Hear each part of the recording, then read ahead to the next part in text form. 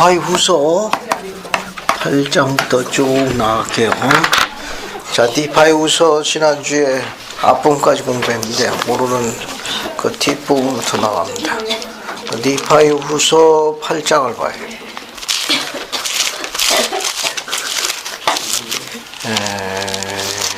디파이후서 8장부터 나갑니다. 디파이후서 8장은 이사야서 51장, 52장 1절과 관련이 있습니다. 그래서 나가는 강의가 약간 좀 까다로울 수가 있어요. 왜냐하면은 디파이후서 8장은 이사야 51장하고 이사야 52장 1, 2절이 다 한 장에 다 들어가 있는 거예요.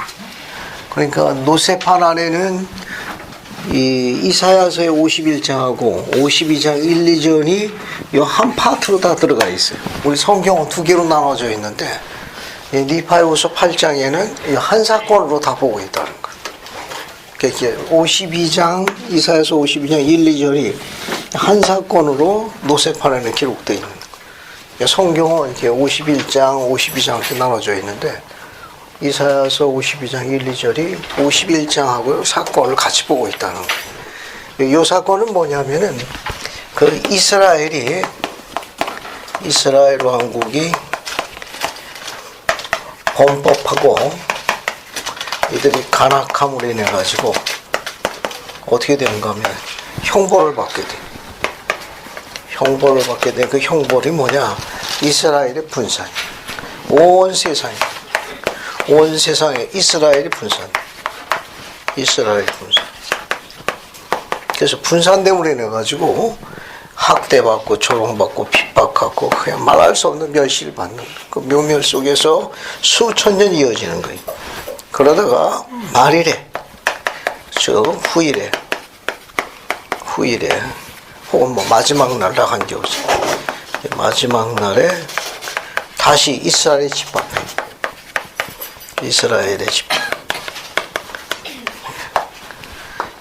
이런 여정을 디파이후서 8장 한 장 안에 다 담아놓은 거예요. 한 장 안에. 그 내용이 뭐냐면 이사야서 51장이 그리고 52장 1, 2절도 같이 포함되어 있고 이스라엘의 분산과 집합의 그 긴 수천 년의 역사를 이사야가 노래한 거예요. 그래서 앞으로 한 2, 3주 공부하는 내용은 이사야서를 다루기 때문에 약간 까다로울 수가 있습니다. 그 덕에 이사야서를 한번 같이 공부하는 거예요. 그래서 여러분들이 이거 좀 이해하기 위해서는 경전을 좀 읽어갖고 오면 이해가 도움이 많이 돼요. 경전을 읽어갖고 오고 또 신경의 변화가 있다. 그럼 교재의 주예를 한 번 더 읽어오고 오는 거예요. 그럼 이해력이 100배가 된다. 물론 이제 귀만 갖고 와도 되는데 내가 선한 일을 한번 하고 싶다. 그러면 해당되는 경전불락을 읽는 겁니다. 거룩한 상태에 가고 싶다. 한 3번 정도 있는 거예요. 거기에 더하여 성령의 고지를 점령하겠다 그러면 교재 주의를 한번 들여다보는 일이에요. 목표를 한번 가져봐. 그럼 이제 배경 설명을 좀 할게요. 배경 설명을 해줄 테니까 그 설명을 갖고 이제 디파이후서 8장, 즉 이사야서 51장을 같이 공부하겠어요. 이사야서 51장. 그래서 이것을 알려면은 지구의 흐름을 좀 이해해야 되거든요. 여기 아담 때고 여기서 하나, 둘, 셋, 네 개의 경륜 시대면 이게 예수 그리스도, 여기 거의 사도들. 이제 그리스도부터 2개의 경륜 시대가 되면 재림되면 요 시기가 바로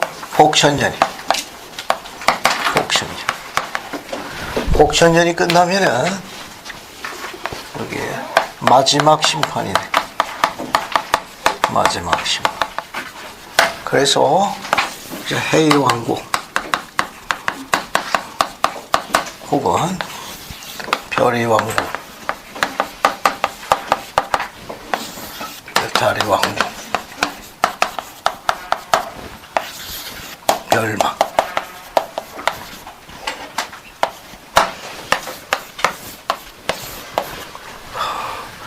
그래서 이 배경을 좀 이해할 필요성이 있어요. 그래서 여기 아담 때부터 예수 그리스도까지는 4개의 경륜이 나와요. 4개의 경륜. 이 한 경륜의 시대는 주님의 시를 환상할 때는 지상의 1000년으로 봐요. 지상의 1000년으로. 그래서 아담 때부터 그리스도까지가 지구의 종교원대로 4000년이에요. 그리고 예수 그리스도께서 오셨다가 속죄하시고 난 다음에 대속하시고 승천하셔서 다시 오시겠다고 하는 게 2개의 경륜이잖아요. 그래서 예수 그리스도부터 재림까지는 2000년이에요. 그리고 복천년은 1000년이에요. 1000년. 그래서 지구 종교인 걸 다 합치면 모두 몇 년이 돼요? 전부 다 합치면 7000년이에요. 그런데 여러분이 오늘 강의를 듣고 있는 거는 지금 여기 때가 찬 경륜이에요. 지금 여기 지금 여러분들 옹기종기 앉아 있는 거예요. 2012년 5월 25일 현재 지금 여기 옹기종기 앉아 있다고. 이게 종교연대이기 때문에 서기력하고 일치하면 안 돼요. 왜냐하면 그리스도께서 속죄하시고 난 다음에 다시 오시겠다고. 이게 2000년이거든. 2개의 경륜 시대니까. 근데 오늘 날짜는 2012년이니까 연대가 넘어간 거예요. 이건 종교연대고 그래가지고 서기력하고는 일치하지 않는다는 거. 또 그렇게 이해하면 되겠어요. 그 이유는 요 아담 때, 요 창조 때, 요 창조 때 요 시간이 주님의 시간으로 환산돼서 그래요. 왜냐면 아담과 이브가 지어져서 에덴 동산에 머물렀지만 열매를 따먹기 전에는 불멸의 시간으로 계산된 거예요. 그래서 서기력하고 일치할 수가 없으니까 주님의 시간으로 환산된 게 플러스되어 있어. 그 일치할 수가 없어요. 다만 종교원대로만 이해하면 돼요. 그래서 이 모두 복신년까지 치면은 7개의 경륜의 시대가 돼요. 7개의 경륜의 시대. 3, 4, 5, 6, 7. 그래서 요한계시록을 기준해 가지고 각 경륜의 시대에 대표 선두주자, 선지자가 있어요. 첫 번째는 여기는 에녹의 시대로 보통 계시록에서 가르치고 있습니다. 두 번째 경륜의 시대는 홍수와 관련 있는 분이에요. 누구죠? 노아. 여기는 노아예요. 세 번째 경륜의 시대는 여러분이 잘 아는 신앙의 선조. 아브라함. 아브라함이 누구하고 결혼했죠?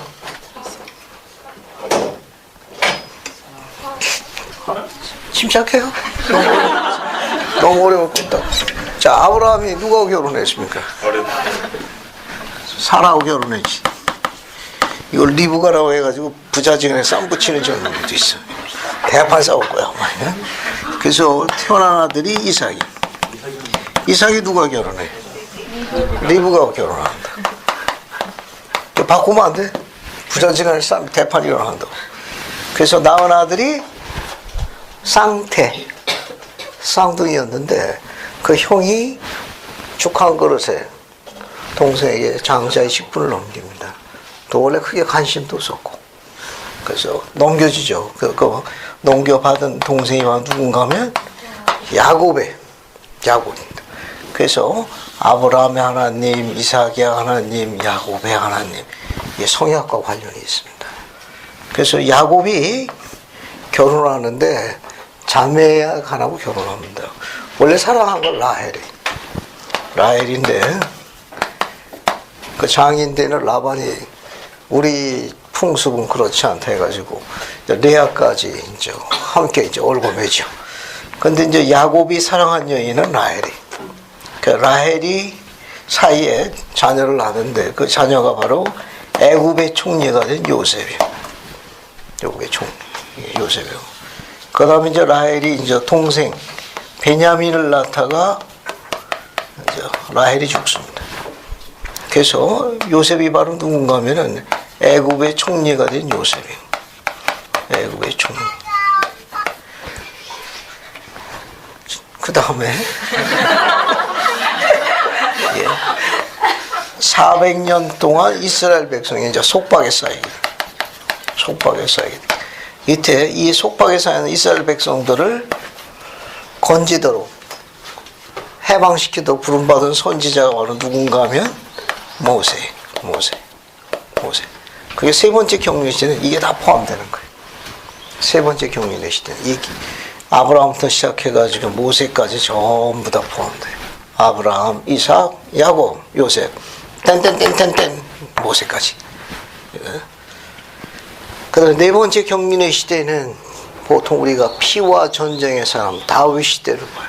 다윗 시대. 여기 전부 계시록이 준항. 다윗. 그다음에 이제 그리스도께서 여기 오셔가지고 이제 성육을 베푸십니다. 성육을 베푸는 이 시대는 여기서 중요한 게 뭐냐면은 그리스도께서 세상을 대속하시러 왔다는 거, 속죄하시러 왔다는 거. 그 다음에 그분의 교회가 조직된다. 신권과 복음이 세상에 존재하게 된다 그런 말이에요. 신권과 복음이. 그 다음에 주님께서 속죄하시고 난 다음에 그의 종, 즉 사도들이 어떻게 돼? 전부 순교하죠. 순교한 다음에 배도에 빠집니다. 그래서 여기를 순교한 영혼들의 시대라고 보통 기록해요. 영혼들의 시대. 다섯 번째는. 우리가 앞에 세계사에서는 이런 부분이 크로즈 만되어 있지만 종교연대에서 볼 적에는 절정의 시대, 클라이막스. 왜? 속죄가 이루어진 시기거든. 그리고 지상에 하나님의 교회가 조직된 시기, 신권과 복음이 자리를 잡은 시기고, 또 그분의 종들, 권능과 권세를 갖고 있는 선지자들이었던 사도들이 순교한 다음에 대배도에 빠지게 됩니다. 그래서 우리가 이야기하는 제일 중요한 요 시기, 여기 여섯 번째 경륜의 시대는 우리가 회복의 시대라고 그래요. 회복의 시대. 그래서 재림 때에 마지막 꽉 때가 찼다 그래서 때가 찬 경륜의 시대라고 그래요. 때가 찬 경륜의 시대라고. 요 때는 타임을 얘기해요. 타임. 시간이 꽉 찼다 그런 말 알겠어요? 시간이 꽉 찼다. 몸때 말고 타임. 때가 꽉 찼다. 그래서 선도주자가 누군가 하면 조셉 스미스가 되는 거예요. 조셉 스미스. 자, 이제 이게 지금 이 배경 설명에서 이사야서 51장, 52장 어떻게 연관이 되는가 하면은 여기 이스라엘 백성들이 이렇게 아브라함, 이삭, 야곱 했을 적에 이 시당의 선조들과 성약을 맺어요. 성약을 맺습니다. 그 성약을 우리가 뭐라고 그러는가 하면 그 시조가 아브라함이기 때문에 아브라함의 성약이라고. 아브라함의 성약이라고. 자, 아브라함의 성약은 크게 네 가지로 구성되어 있어요. 네 가지 구성 요소를 갖고 있다 그런 말이에요. 왜냐하면 원래 그 이름이 아브라함이었는데 이름을 아브라함으로 부르시겠다고 했는데 그 뜻이 뭐예요? 원래 아브라함을 아브라함으로 바꿨는데 이 아브라함의 뜻이 뭐죠? 어떤 의미가 들어 있습니까? 헌석이. 많은 사람의 아버지? 그렇지. 만인의 아버지, 열국의 아비라는 뜻이에요. 그래서 이게 삼남한상에 있는 자연상에서 이를 그분이 세 가지 상징을 드신 거예요. 밤하늘에 별, 바닷가에 모래, 땅에 티끌. 보다도 자손이 더 많겠다. 그 우리가 아브라함의 성약과 관련이 있어요. 그 네 가지 구성 요소도 있는데 그 첫 번째가 땅. 그래서 여호와께서 아브라함에게 젖과 꿀이 흐르는 땅, 가나안 땅을 주시겠다. 그것도 어떻게 영원히 주시겠다고 약속하셨어요. 땅하고 또 뭐가 있느냐? 그 성향에 따라서 자손을 축복하시겠다고 그랬어요. 세 번째는 신권의 축복이에요. 신권의 축복. 네 번째는 구원과 영생. 혹은 구원과 승영. 다 좋아요. 그래서 아브라함은 성향이 크게 이렇게 네 가지 구성 요소도 있는 거예요. 따라서요, 땅. 다시 땅. 이 땅이 중요한 거예요. 그 다음에 자손. 자, 신권의 축복. 구원과 영생. 자, 이게 아브라함의 성약이에요. 그래서 어떻게 되는가 하면 이 뒤에는 이스라엘 백성들이 이 뒤에서 저기 뒤에 다음 세대가 되면 다윗 시대거든. 다윗 시대 때, 여기 다윗 시대 때, 다윗 시대 때 이스라엘의 왕국이 단일 왕국으로 건국돼요. 언제? 다윗 때. 그러니까 통일 국가를 갖는다고. 다윗 때 통일 국가를 가지고. 그래서 아주 다윗이 막강한 지도력을 구사해가지고 다윗의 이름과 다윗의 말이 곧 왕과 권세였어요. 그래서 이스라엘의 왕국은 통일 국가를 갖게 되는데 다윗이 왕위를 누구한테 넘겨주는가 하면은 솔로몬에게 넘겨줘. 솔로몬은 그의 아들 중에 하나들 르호보암에게 넘겨주는데 르호보암 때 이스라엘의 12지파가 싸움이 일어났어요. 특히 르호보암 때 유다 지파하고 에브라임 지파하고 붙었어요. 이게 두 지파가 붙었어요. 그래서 왕국이 두 개로 분리됩니다. 두 개로 쪼개져. 그래서 여기 10지파가 여기 사마리아를 중심으로 해서 별도 나라를 만든다. 그 나라가 바로 북왕국이에요. 북왕국. 그래서 나머지 12지파의 두 지파, 유다 지파하고 베냐민 지파가 결합돼. 나머지 일부 지파가 또 두 개 더 정도 있으니까 아주 극히 일부예요. 그래서 여기 남왕국이 만들어져요. 그런데 유다 지파하고 베냐민 지파가 구성됐지만 유다 지파가 거의 3분의 2 이상 돼가지고 이걸 유다 왕국이라고도 그래요. 유다 왕국이라고. 그래서 이스라엘 왕국이 이제 분리됩니다. 분리되는데 북왕국의 10지파보다는 남왕국의 지파들이 여호와를 훨씬 더 잘 섬겨요. 여호와를. 그래서 이 남왕국이 훨씬 더 좀 더 오래 존속해. 오래 존속하는데 여기 이스라엘의 여기 북왕국, 요 북왕국 10지파 구성된 북왕국은 주전 521년경 아수르의 살만 에셀이라는 왕에 의해 가지고 침공을 당해가지고 멸망합니다. 저기 아까 이야기한 대로 우상을 섬기고 여호와를 배반해. 이 범법을 인해 가지고 어떻게 되냐? 그 형벌로 분산돼. 그래서 주전 521년경 아수르의 살만 에셀이 해가지고 북왕국이 멸망합니다. 그래서 10지파가 분산돼. 10지파의 분산. 10지파가 분산돼. 그 다음에 남왕국은 그래도 여호와를 더 섬겨가지고 조금 더 오래 생존합니다.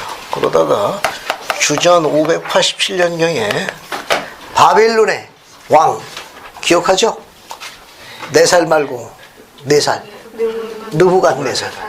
그 느부갓네살이 쳐들어와가지고 남왕국이 멸망한다. 남왕국이 멸망한다. 그래서 또 포로로 잡혀가요. 그때 리아의 일행이 빠져나와가지고 망한 것은 580년, 그러니까 10여 년 전 주전 600년경에 빠져나와서 미대루를 건너간 거예요. 미대루 건너간 거예요. 그러면 여기서 10지파가 분산되고 여기 지파도 이미 저 다윗이 주전부터 이게 분산됐으니까 이게 아주 오랜 기간 동안 온 세상에 분산된 거예요. 온 세상. 그러니까 분산되다가 이제 때가 탄 경륜의 시대가 가까웠을 적에 하나님께서 아브라함과 맺은 성약을 기억합니다. 그들에게 뭘 주시겠다고 했어요? 땅을 주시겠다고, 또 자손을 보존하시겠다고 그랬잖아요. 그 다음에 신권의 축복을 주겠다고, 구원과 영생 이렇게 하셨어요. 그럼 어떻게 해야 돼? 그들이 다시 여호와께 되돌아와야 돼. 그래서 그들한테 복음이 들어가야 되는 거예요. 그 성약이 이루어지는 때가 언제냐? 이 마지막 이 시기. 그래서 이사야서 51장은 한 장에 이 역사가 다 들어가 있는 거예요. 한 장에 이 역사가 다. 이 마지막 시기에 이스라엘 백성에게 아브라함과 맺은 저 성약으로 땅이 주어지고 거기서 자손이 주어져서 집합이 되고 신권이 그들에게 축복을 주며 구원과 영생에 이르는 복음의 길이 되도록 여기 이제 집합이라고 해서 그게 1948년 팔레스타인 땅에 드디어 유대인들이라는 공식 기구가 하나 건국됩니다. 그게 바로 오늘날 이스라엘. 오늘 이스라엘이 건국된 거예요. 회복의 하나의 그 뭐라 그럴까? 그 전조라고 그럴까? 그래서 앞으로 어떻게 되면 거기 이제 복음이 들어가고 신권이 그곳에서 자리 잡게 돼서 거기서도 이제 집합이 또 일어날 거예요. 영적인 집합. 이걸 한 장에 다 묘사한 거예요. 그래서 51장 보면 이사야에서 뭐가 강조되어 있는가 하면은 여기 보면 이제 모세가 애굽에 속박되어 있는, 이건 애굽이에요, 애굽. 여기 애굽의 바로에게 속박되어 있던 이스라엘 백성들을 모세가 해방시키잖아요. 그죠? 해방될 때 어디를 건너가죠? 어디를 건너가냐고? 홍해를 건너가죠. 그래서 이사야는 어떤 논법을 썼는가 하면은 이 당시 세계 절대 최고의 왕권과 국가가 바로 애굽이란 나라예요. 근데 애굽을 의지하지 말라. 이사야에서의 논법이에요. 왜? 애굽이 망했고 누구한테 망했느냐? 여호와에 망하지 않았느냐? 여호와께서 어떻게 망했느냐? 그 바닷물 아닌가? 자연을 관장하시는 절대주의에 의해 가지고 그들이 멸망하지 않았느냐? 그래서 이사야의 논법은 주의 팔에 의지해라. 마지막 날에 주님도 그와 똑같은 방법으로 애굽에서 속박에서 건져낸 이스라엘을 전능하신 그분의 팔로 이 지금 분산된 이 애굽처럼 강한 나라에 속박되어 있는 이스라엘 백성들을 홍해에서 건져내신 것처럼 전능하신 주의 팔이 임해서 건져낼 것이다. 그 논법을 두 개를 다 쓴 거예요. 그것이 이사야서 51장이에요. 그래서 이 내용을 알고 공부하게 되면 이제 이사야서 51장, 즉 니파우사가 좀 눈에 들어오는데 이런 배경 설명이 오면 없으면 그런 배경 설명이 안 깔리게 되면 이게 용 얘기가 나오기 시작해요. 용비어천가. 한번 봅시다. 몰몬교에 나오는 용비어천가. 월인 청강지구를 한번 들여다보자고요. 자, 니파우서 8장을 봐요. 이제 8장을 봅시다. 거기 9절부터 봐요. 9절부터. 자, 이사야가 이제 탄원하고 있는 거예요. 예, 깨소서 주의 팔이요. 이 주의 팔은 주님의 파워, 권세를 상징하는 거예요. 사람의 팔은 인간들의 능력을 상징하는 거예요. 상징적 비유예요. 이제 주의 팔이요. 이 주의 팔이 뭐냐? 그분의 파워, 권세를 상징하는 거예요. 힘을 입으소서, 능력을 드러내소서. 여러분 잘 아는 캐치프레이어, 능력을 보여주세요 라고 탄원하고 있는 거예요. 어떤 능력이냐? 옛날에 계신 것처럼 하소서. 주는 랍을 베시고 용을 상하게 하신 그이가 아닙니까? 여기서 용은 계시록에 보게 되면 사탄을 상징해요. 용은 사탄을 상징하는 거예요. 왜냐하면 계시록 11장에 보면 예뱀, 용이 나오는데 그걸 사탄, 루시퍼를 상징하는 거예요. 그래서 이런 부분을 염두에 두면 여러분 혹시 단체팀 왔을 때 그 붉은 용 앞뒤로 크게 붙이면 교리적으로 볼 때는 조금 불편한 거예요. 조금 불편한 거라고 이게. 그것도 시뻘건 용으로 앞뒤로 그려놓고 다니는 건 교리적으로 볼 때는 상당히 불편한 디자인. 이거는 상당히 불편한 디자인. 그래서 랍을 베시고 용을 상하게 한 그이가 아니니까 이게 랍이 나오죠. 랍. 이게 랍이 나오는데 이 랍은 뜻이 두 가지가 있어요. 랍. 하나는 여호수아서 2장에 보게 되면 여호수아가 여리고에 정탐꾼을 보냅니다. 그 정탐꾼을 보냈는데 여리고에 있는 기생 랍이 그 이스라엘의 그 이 두 정탐꾼을 보호해 줍니다. 그래서 이제 나중에 이스라엘 군대가 쳐들어올 적에 우리를 변하지 말라. 그래서 전을 내려놔라. 그게 바로 그 기생 이름이 라합이에요. 여호수아서 2장에 나와. 여기서 라합을 베시고 그 기생 라합을 베시고 그런 뜻이 아니. 그런 뜻이 아니고 이 라합의 다른 뜻이 뭐냐면은 이 라합은 그 당시 팔레스타인 즉 중동을 이야기해요. 중동 근방 지역에서의 하나의 우상신이 있어요. 우상신. 이 우상신이 뭐냐면 바닷속에 있는 아주 그런 흉악한 괴물이 있는데 그 괴물을 라비라 불렀다고 그래요. 그러니까 바닷속 깊은 곳에 있는 미지의 괴물을 이야기해요. 미지의 괴물. 이 괴물을 라비라 불렀다고 그래요. 라비라고. 이게 바닷속 깊은 곳에 있는 미지의 그런 일종의 그런 괴물, 하나의 우상 숭배 대상입니다. 그걸 라비라고 불렀어요. 그러니까 뭐 힘과 능력으로서는 인간이 감히 그냥 감당할 수 없는 그런 막강한 힘을 갖고 있는 어떤 미지의 그런 존재를 상징해요. 그래서 당시에 이와 같은 상징은 어디에다 적용했는가 하면 이사야가 이 엄청난 파워를 갖고 있는 절대적인 이 막강한 이 미지의 존재를 당시에 애굽을 상징했다고 그래요. 애굽을. 그래서 이사야서 30장 7절 보면 그 용법이 또 나와 있어요. 이사야서 30장 7절 보면 애굽을 라합으로 상징해서 이 바다 괴물로. 그래서 이사야서 30장 7절도 한번 봐요. 이사야서 30장 7절 보면 앞에서 이미 이사야가 같은 논법으로 비유를 한 게 있습니다. 그래서 권유인 자매가 이사야서 30장 7절 한번 찾아서 읽어봐요.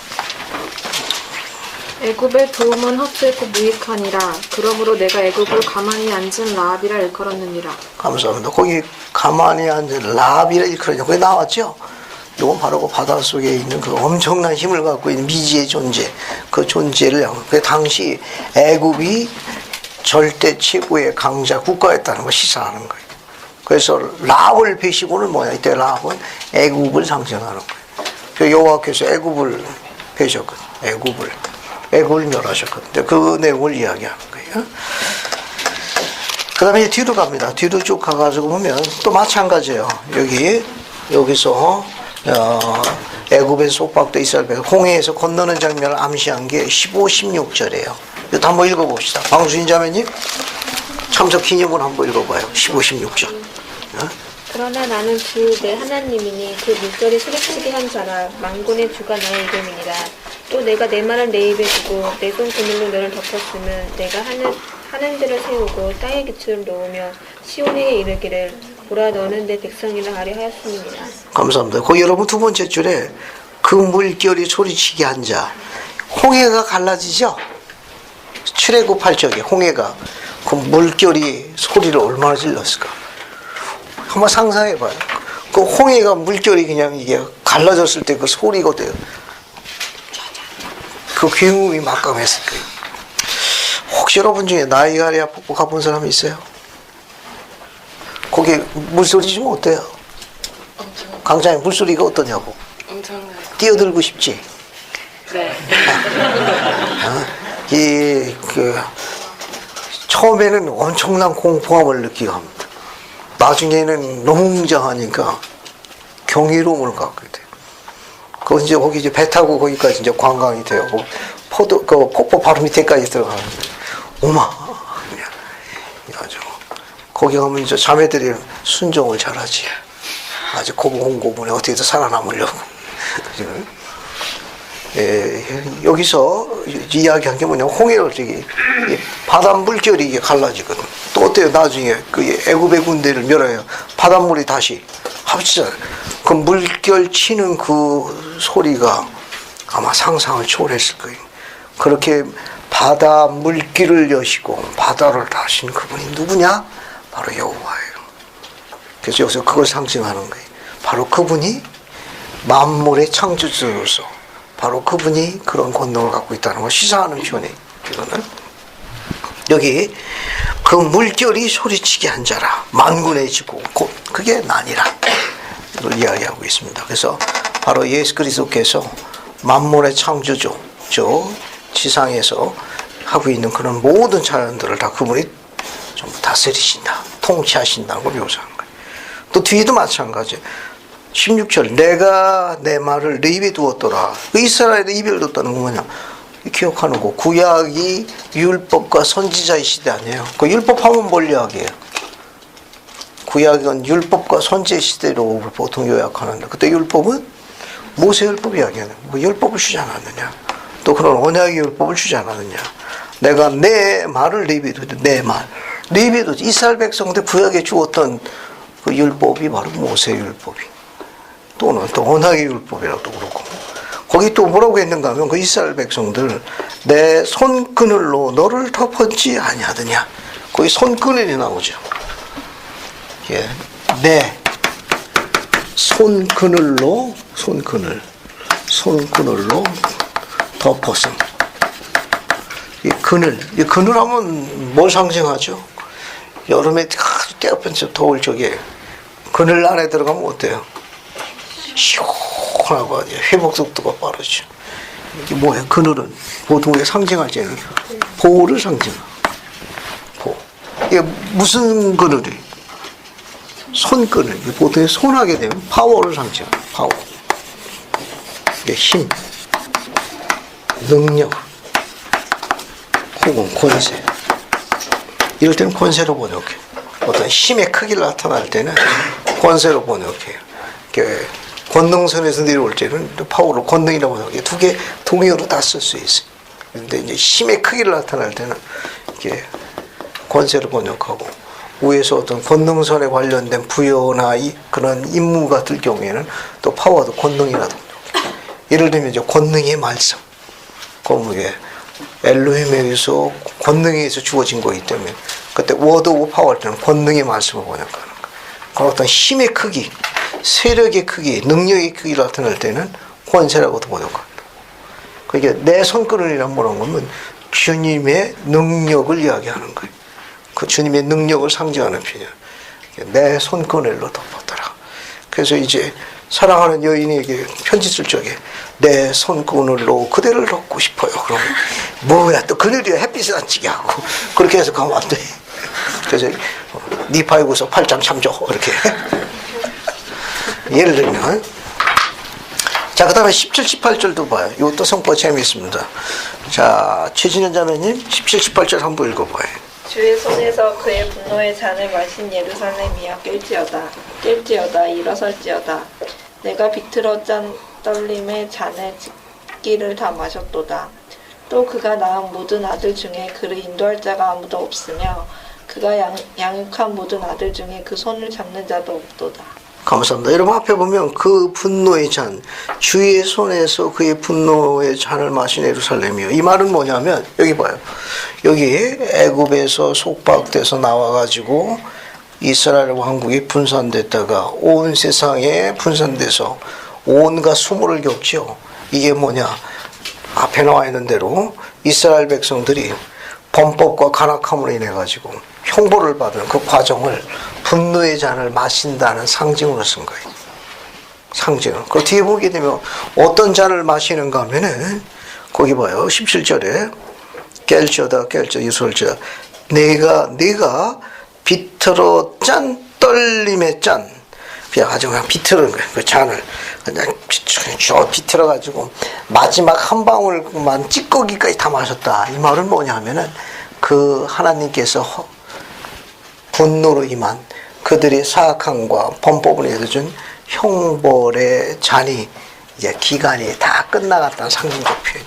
왜 그걸 다 마셨다고 그랬으니까 아주 그냥 비틀어 짜가지고 그 찌꺼기까지 다 먹었다고 그러니까 이제 다 끝나간 거예요. 지금 여기를 이야기하는 거예요. 때가 찬 경륜 시대 이때를 이야기하는 거예요. 이때가 이제 여기서 여기까지 이제 분노의 잔을 마시면서 여기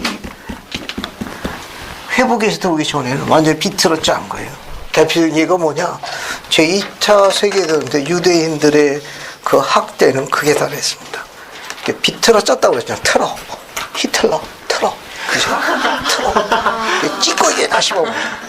아주 극치까지 이렇게 되는 거예요. 그 뒤로 어떻게 됩니까? 이제 회복되기 시작하는 거예요. 이런 배경을 이해하게 되면 성과가 훨씬 더 눈에 들어오고, 저주가 다 끝나간다 그런 말입니다. 자, 그 다음에 이제 19, 20절은 요한계시록 11장에서 따온 거예요. 근데 이 11장에 해석이 되어 있기 때문에 요 성구도 한번 읽어보겠습니다. 이사야는 이미 본 거예요. 그러니까 앞에 봐요. 이사야라는 분 선지자, 니파이라는 선지자, 야구이라는 선지자, 계시자 요한은 여기 우리 마지막 재림 때 마지막 시기에 주어지는 이 환란을 다 본 걸로 알려져 있습니다. 근데 기록을 남긴 건 누가 기록을 남겼냐? 계시자 요한이 기록을 남긴 거예요. 니파이도 보고 이사야도 보고 니파이 동생 야곱도 보고. 근데 기록은 누가 남겼느냐? 계시자 요한이 남긴 거예요. 그러니까 이사야도 이 마지막 이 재림 전에 있을 끔찍한 전쟁을 봤어요. 그 끔찍한 전쟁을 우리가 뭐라고 그러는가 하면은 이 재림 전에 여기에 끔찍한 다니엘이 예언한 멸망에 가증한 것이 재현됩니다. 멸망에 가증한 것. 이건 다니엘서에 나오는 건데 이 멸망에 가증한 거라는 건 전쟁의 참화를 상징하는 거예요. 전쟁의 참화.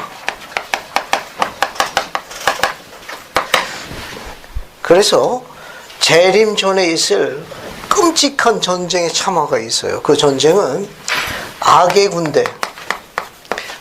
군대, 요한계시록에는 그 숫자를 당시 용어로 환산했어요. 2만만이라고 해서 2만만의 군대니까 2만에다가 만을 곱하면 이 숫자가 2억이에요. 2억의 군대가 온 인류를 상대로 세계 대전을 일으킨다고 그래요. 그래서 그 참화가 어떻게 되는가 하면 온 인류의 3분의 1이 살상당한다고 계시자 요한이 기록을 했는데 그 진원지가 어디죠? 이 전쟁의 진원지 아마겟돈.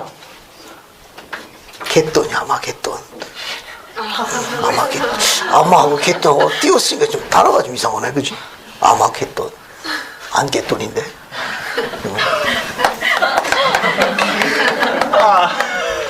아마겟돈의 전쟁. 이 진원지가 어디예요? 팔레스타인. 중동. 즉 예루살렘이 그 진원지. 여기서 시작했다고 여기서 끝나. 위로가 되는 게 뭐냐 하면은 계시록을 공부하게 되면 한반도는 아니라는 거예요. 그게 위로를 받는 거예요. 우리 땅의 이 조건이 선전포고 없이 전쟁할 수 있는 전 세계에 하나뿐이 없는 천연기념비적 나라예요. 아직도 휴전이니까. 50년 넘게 휴전하고 있는 아주 역사와 전통을 자랑하고 있지. 전 세계에 아주 이런 기념비적 나라가 없다고. 근데 우리 땅이 진원지가 아니에요. 우리 땅이 진원지 아니고 계시록에 보게 되면 중동에 여기서 시작해도 여기서 끝나게 돼요. 이 계시록에는 뭐라고 되어 있는가 하면은 이 아마겟돈의 전쟁에 의해 가지고 이제 어디서 집약하냐면 이 성지 예루살렘을 파괴하려고 이 사악한 군대가 총력전 마지막 전투를 벌입니다. 근데 그걸 사수하기 위해 가지고 예수 그리스도 후기 성도교회 제휴장단의 일원이나 12서다 정원의 일원인 두 선지자가 그곳에 파송돼서 성역을 봅니다. 그 두 명이 계시록에 보면 그래서 요한의 기록에 보면 그 두 증인으로 나와 있는데 이사야는 두 아들이라고 하면서 왜? 하나님의 신권을 지닌 자니까 아들로 묘사한 거예요. 그 두 아들은 제례장단의 일원이거나 12사도 정원의 일원일 거예요. 그 두 선지자가 성역을 베푸는 동안은 예루살렘이 보존됩니다. 보호돼. 여호와께서 그분의 손구늘로 덮은 것처럼 그들을 덮는데 이 사악한 유대인들이 사악함으로 말미암아 이 두 선지자를 악의 군대에게 넘깁니다. 순교해요. 순교하고 난 다음에 예루살렘이 전멸하게 됩니다. 전멸 직전까지 갔을 적에 감람산에 예수 그리스도께서 재림하시는 거예요. 그래서 예루살렘을 망하게 하려고 했던 사악한 군대를 징벌하시고 그분의 성지인 말씀의 진원지였던 예루살렘을 그분이 다시 접수해서 재건하십니다. 그 표현을 이사야가 인용한 거예요. 계시록 11장에서 인용한 거예요. 이런 설명을 알고 공부하게 되면 도움이 될 거예요. 그래서 그 내용이 19, 20절이에요. 두 아들이 내게로 왔으니 이 두 아들이라는 건 계시록 11장에 나오는 두 증인을 이야기하는데 즉 두 선지자를 이야기하는 거예요. 제1회장단의 이론이거나 12사도 정원의 이론일 거라고 추정하고 있어요. 그래서 그 내용을 언급한 게 19, 20절이에요. 그 다음에 쭉 넘어가 가지고 24, 25절 8장 느헤미야서 8장 24, 25절은 이사야서 52장 1, 2절이 그 1, 2절이 같이 붙어 있어요. 이거 왜냐하면 같은 사건이에요. 마지막 날 재림 전에 이스라엘의 집합이 일어난다는 걸 묘사한 마지막 사건이에요. 그래서 사건을 봐요. 24절은 이사야서 52장 1절이에요. 시온이여 깰지어다 깰지어다 거기 내 힘을 입을지어다라고 나올 거예요. 이것도 같이 봐요. 느헤미야서 8장 24절은 교리하성이야 113년 7절과 8절에 계시로 주어졌어요. 여기 내 힘을 입을지어다 입을지어다 이것도 상징적 표현이에요. 계시로 주어진 거예요. 답이 주어졌어요. 그 다음에 25절에 느헤미야서 8장 25절 보면은 내 목의 줄을 스스로 풀지어다. 내 목의 줄을 스스로 풀어라. 스스로 풀지어다. 이것도 교레아 성약 113편 9절 10절 10절에 계시로 주어진 거예요. 계시가 없으면 해석을 못합니다. 계시를 볼게요. 자, 교레아 성약 113편을 봐요. 이건 계시가 없으면 해석하기가 어려워서요. 113편으로 갑니다. 교레아 성약 113편을 봐요. 자, 113편 7절 보면은 이사야서 52장 1절에 시온이여 내 힘을 입을지어다는 무슨 뜻입니까? 이건 어떤 백성을 의미합니까? 8절로 갑니다. 8절. 8절 보시면은 한번 읽어보죠. 김옥평 이제님 8절 한번 읽어봐요.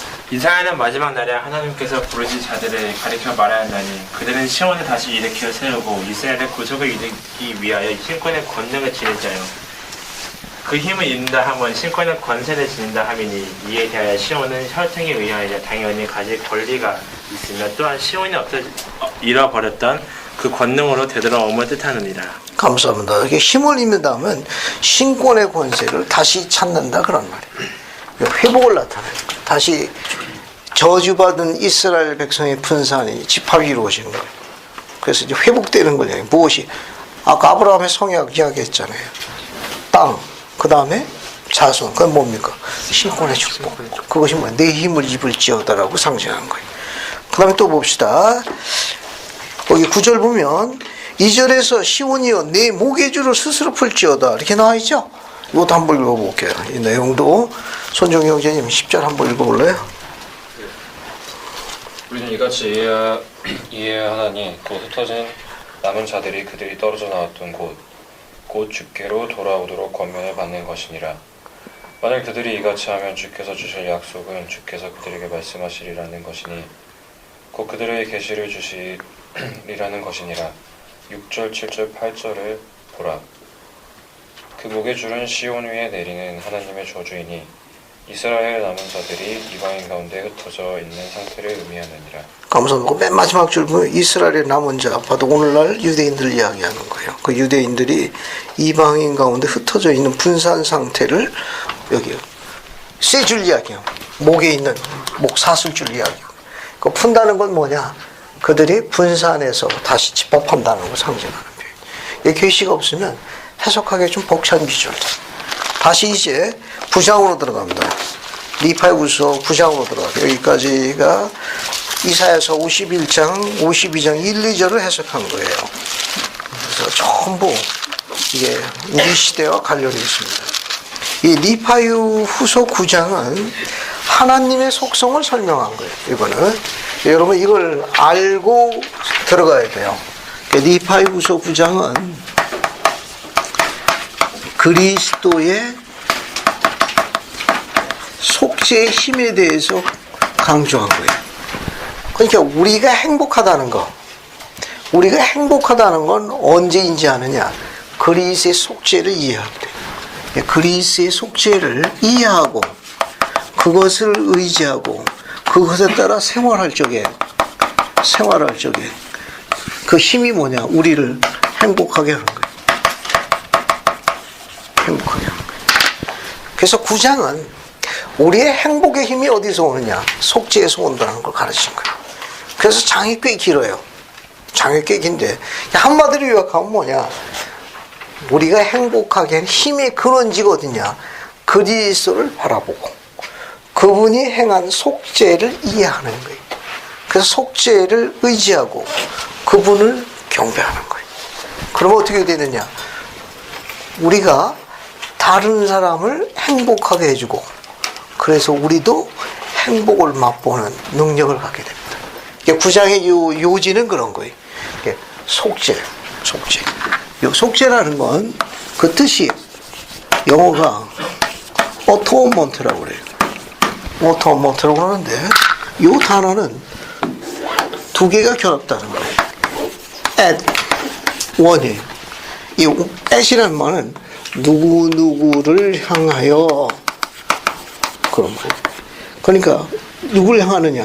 하늘에 계신 아버지를 향하는 거예요. 아버지를 향해 가지고 하나가 되는 거예요. 누구를? 우리가 지키고자 하는 사람, 사랑하는 사람들을 아버지께 되돌아가게 하는 거예요. 다시 되돌아가게 해서 하나가 되게 하는 과정을 at one, 하나가 되게 하는 거예요. 그래서 어토먼트로 해서 속죄라고 하는 거예요. 그러니까 속죄라는 거는 자신이 행복한 게 아니라 다른 사람을 일으켜 세우는 거예요. 다른 사람을 일으켜 세우고 다른 사람을 행복하게 해주는 능력이 그게 속죄예요. 못하겠죠. 내가 행복해야 되겠지. 이렇게 유진이 얼굴 보니까 그렇게 써 있어. 다른 사람이 다 불행해도 나만 행복하면 행복한 거야. 얼굴이 그렇게 보이는데. 아니라는데. 그거는 안 속죄. 그거는 속죄라는 건 뭐냐면 다른 사람을 일으켜 세우는 거예요. 그래서 아버지 앞으로 다시 데리고 가서 하나가 되는 거예요. 그래서 그 사람을 행복하게 해주는 거예요. 그래서 나도 쉐어링하는 거예요. 행복을 공유하는 거예요. 그걸 갖다 우리 뭐라냐? 속죄라고 하는 거예요. 저 9장은 그 내용을 강조한 거예요. 그래서 이걸 알기 위해서는 하나님의 속성 7가지 요소를 이해하고 읽어야 돼요. 선지자 조셉 스미스가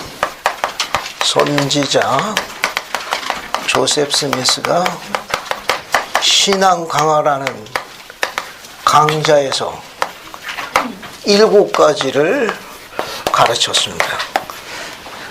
시간을 잠시 줄 테니까 옆에 있는 반원하고 한번 찾아봐요. 하나님의 속성 7가지 선지자 조셉 스미스가 Lectures on Faith라는 강좌에서 가르친 게 있습니다. 유인물 어딘가에 또 예전에 여러분 경전 여백 어디에다 적어놓으라고 했습니다. 어딘가에 있을 거예요. 한번 추적해봐요. 자, 어딘가 기록이 있을 겁니다. 자, 시간 줄 테니까 선지자 조셉스미스가 가르친 하나님의 속성 7가지 요소를 찾아봐요. 어딘가 기록이 있을 거예요. 어딘가 있습니다. 어딘가. 여러 번 강조해서 찾기 쉽게 표시해놓으라고 그랬어요. 북마크 표시해놓으라고 그랬어요. 이거.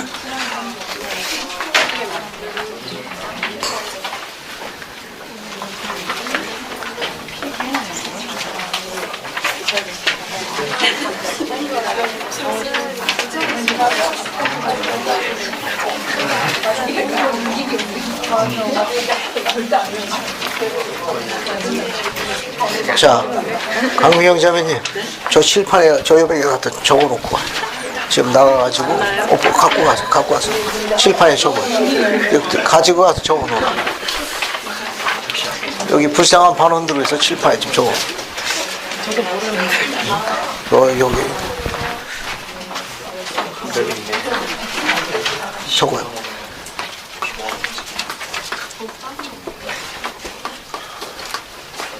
방자매 그동안 뭐하는 걸 이렇게 안 보였어? 내가 얼마나 보고 싶었는데. 들었어.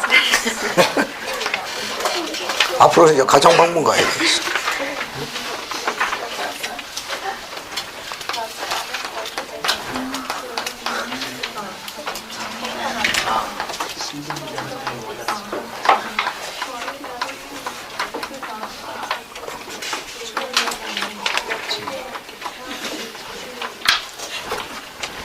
감사합니다. 이제 칠판에 적어놨으니까 이거 갖고 설명할게요. 자, 따라서 하십시오. 전지, 전능, 심판, 공의, 자비, 진리, 자애. 한 번 더 반복합니다. 전지, 전능, 심판, 공의, 자비, 진리, 자애. 자, 일부러 살살 지웠어요. 앞에 봐. 자, 첫 번째가 뭐죠?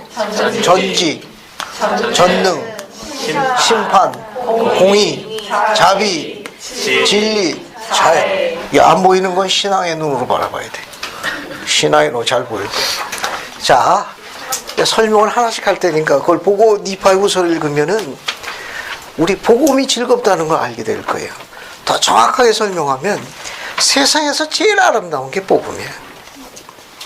복음을 잘 이해하게 되면은 아름답다는 걸 알게 될 거예요. 그걸 아름답다는 걸 이해하게 되면 영의 구조 자체가 아름답게 변해요. 그래서 사랑하고 지키고 행복해주고 싶은 그 속죄의 영이 온몸을 감싸게 돼요.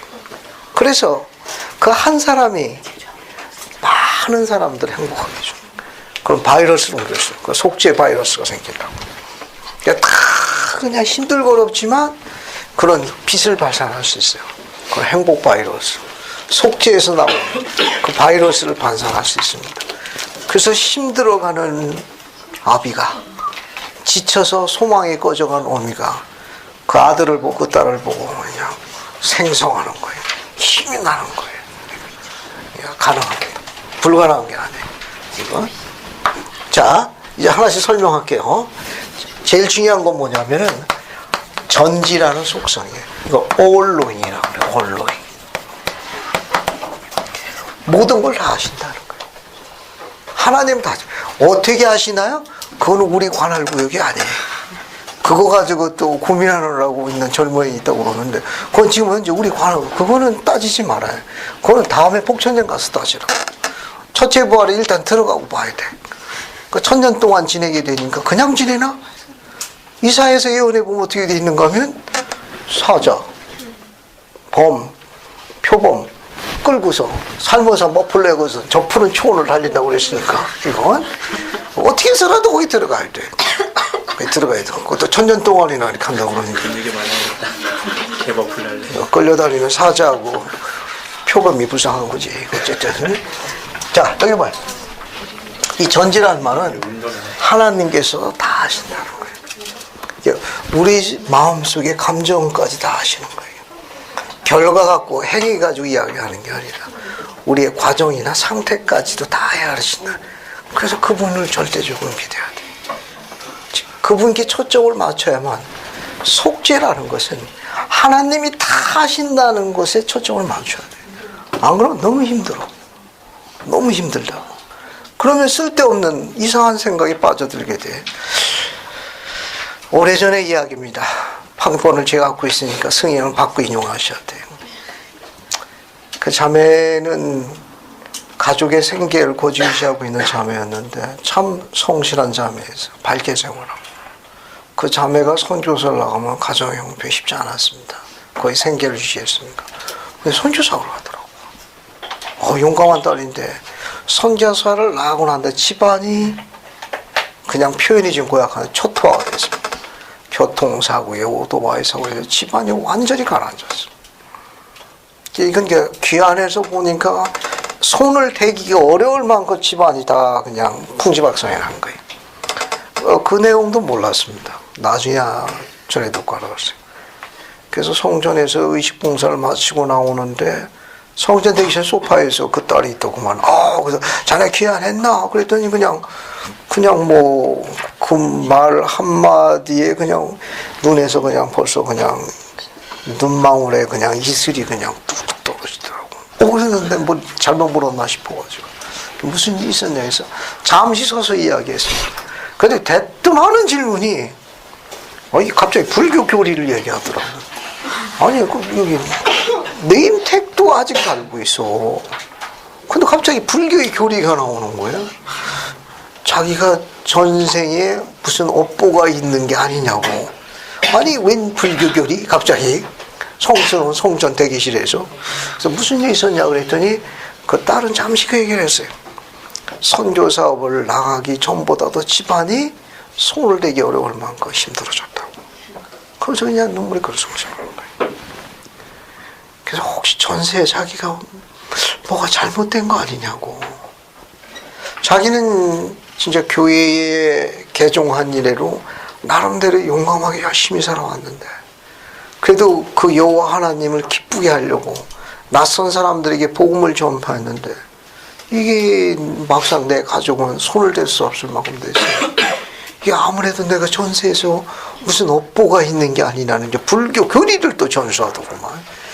그래서 참 짧은 시간이었지만 쉽지 않은 시간이었어요. 왜냐하면 이제 함께 탈을 같이 타야 되는 또 거기 동반자도 있고 또 회원들도 기다리고 있는데 이야기를 길게 할 수가 없었어요. 그 딸의 눈망울은 뭔가 위로를 받고 싶어하고 또 나도 뭔가 이야기를 좀 남겨 위로해주고 싶은데 이거 쉽지 않네. 여러분 그런 딸에게 어떻게 위안을 해주겠어요? 어떻게 발걸음이 안 떨어지더라고.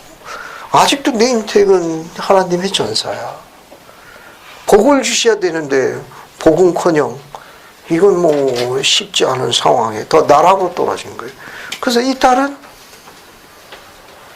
혹시 전세에서 내가 뭐 문제 있는 게 아니냐?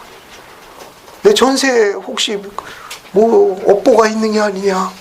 그래서 여기서 그 대가를 치르고 이런 집안에 태어나서 이렇게 핍박을 받고 학대를 받는 게 아니냐? 뭐 이런 설법 불교를 뭐야 이거 듣다 보니까 웬 불교? 전생에 업보까지 들먹거리더구만. 자, 여러분은 그런 딸에게 어떻게 위로해 주시겠습니까? 우선 민정이가 제일 좋을 것 같아. 민정이는 어떻게 위로해 줄 것 같아? 그냥 사랑하는 민정이? 한번 안아줄 것 같아요. 한 번 안아주고. 아무 말 안 하고 기도해 준다고. 네, 안아줘 기도해 준다고. 네. 그냥 무슨 말이 더 필요하지? 어머, 앞으로 그런 일이 있으면 박민정 자매를 찾아가요. 백허그 말고 앞허그가 필요하신 분들은. 자, 좋아요. 문득 생각나는 게 두 가지가 있었어. 밖에서는 동반자가 다른 회원들 그래서 이제 나가면서 그 딸에게 이렇게 물었습니다. 마침 눈에 띈 게 이 네임택이었어요. 네임택이었다고.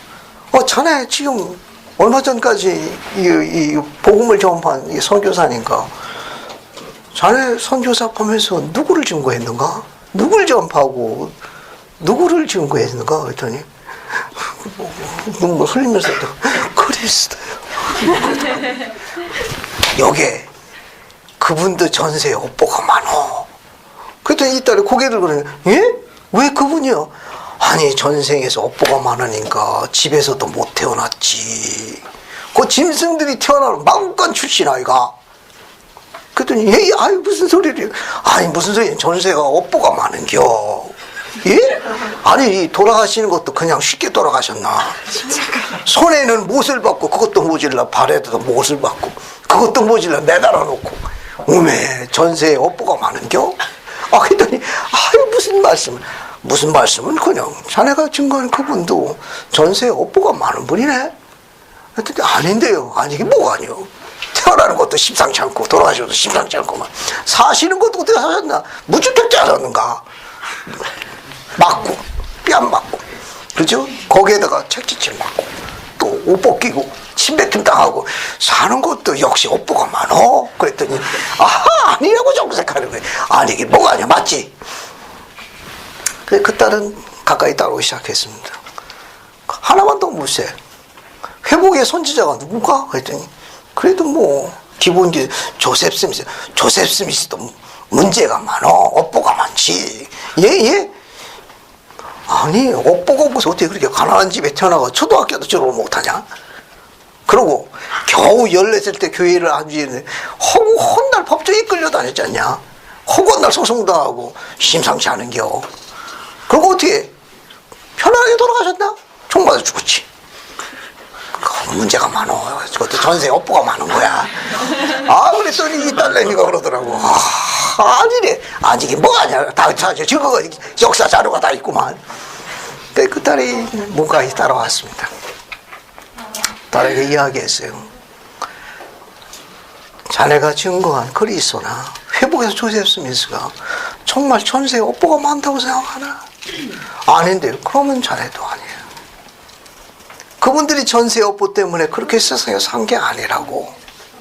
다른 사람들을 일으켜 세우려고 그 곤고의 맨 밑바닥까지 내려오신 고마우신 분들이에요. 그 능력에 차고 그 뛰어나신 분들이 한 분은 하나님이시고 한 분은 천년에 나올까 말까 능력이 있는 분이라네. 그분들이 나보다 낮은 곳에서 시작을 해서 그 곤고를 하셨다는 게 얼마나 감사한 일인가. 그랬더니 그 딸은 서서히 이해의 영이 표시돼서 얼굴이 다시 화평을 찾기 시작했어요. 돌아오는 순간에 주님께 감사합니다. 순간에 내 임택에서 그런 영광을 받았거든. 혹시 여러분 가운데 쓸데없이 전세 업보 운운하는 자녀가 있으면은 그런 생각하지 마세요. 절대 그런 생각하지 마세요. 오늘 리파요소 구정은 그걸 가르치는 거예요. 하나님은 다 하신다는 거예요. 언론이 모든 걸 다 하신다는 거예요. 핍박이 없으면 번성하지 못해요. 이 핍박이라는 건 안팎으로 다 오는 거예요. 밖에서도 오고 안에서도 오고. 건강 문제도 있지만 재정적인 면도 많지. 특히 오늘날 시대의 표현 불황이기 때문에 여러분이 쉽지 않을 거예요. 어쩌면 마음이 굉장히 아플 거고 때로는 마음이 옥색해가지고 날고 싶어도 날지 못하는 젊은이가 이 가운데 있을 거예요. 나도 그랬어요. 예전에. 나도 날고 싶었지만 날개가 없어 날지 못한 시절이었습니다. 터널 끝이 안 보이는 그런 시절이 있었어요. 이 터널 끝을 나가고 싶은데 끝이 그렇게 안 보이더구만. 지금은 추억의 한 페이지입니다. 추억의 한 페이지. 그런 여러 가지 핍박이 여러분을 위축시킬지 모르지만 역설적으로 번성할 수 있는 토대가 됩니다. 다시 일어설 수 있는 굳센 토대가 되는 거예요. 왜? 그분이 다 하시니까. 그분이 도와주실 거예요. 또 하나는 뭐냐면 전능이라는 개념입니다. 전능. all power. 그러니까 하나님께서 지으신 모든 것을 구원할 수 있는 힘을 갖고 계시다는 게 전능이에요. 다 그런 다 건져내실 수 있다는 거예요. 그걸 전능이라고 그래요. 하나님이 지으신 모든 것은 그분이 다 뭐 할 수 있다? 건져낼 수 있다는 걸 우리가 전능이라 합니다. 그 다음에 세 번째는 뭐냐면 심판이에요. 심판이라는 것 여러분은 언젠가는 다 여기 면전에서 해서 보고해야 돼요. 이게 심판할 때 우리는 행위, 마음, 결과 이런 걸 보고 하는 것보다는 얼마나 거룩한 상태에 있었느냐를 주님께 보고할 날이 올 거예요. 예를 들게 되면 어떠한 현지 맞아. 현지가 이제 심판대 이제 쓸 날이 올 거예요. 그럼 주님께서 물어볼 거예요. 네가 어떠한 아내였느냐? 네가 어떠한 어머니였느냐? 네가 이웃에게 어떠한 빛이 되어서 복음을 나눠줬느냐?